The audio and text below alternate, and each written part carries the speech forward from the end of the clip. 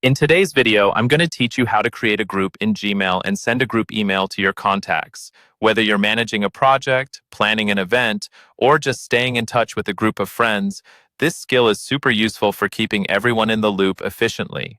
Let's start by navigating to the Google Contacts website.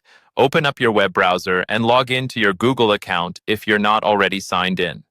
Once you're on the Google Contacts page, take a moment to familiarize yourself with the layout.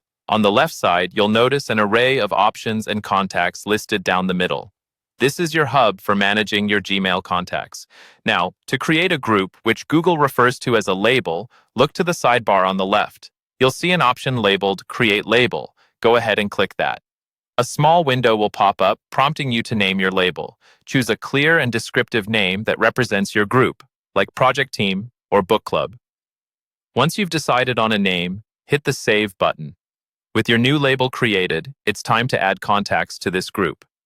Head back to the main contacts section where you're presented with your list of contacts. From here, you can use the search bar at the top to find specific contacts you want to add. As you find each contact, click on the checkbox next to their name. After selecting all the desired contacts, look for the label icon above the list. It resembles a small tag. Click it, and then select the label you just created from the drop-down menu. This action adds your selected contacts to the group.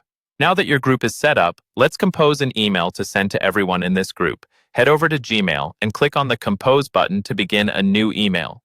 In the To field, start typing the name of the label you created earlier. Gmail will recognize this as a group and automatically populate the email addresses associated with that label. It's a nifty way to ensure you're reaching everyone in the group without having to insert each email address manually. With your recipient list in place, craft your message just as you would with any other email. Be sure your subject line is clear as well, especially since your email is reaching multiple people. And before hitting send, double-check that everything is accurate and that you've included any necessary attachments or links that your group might need.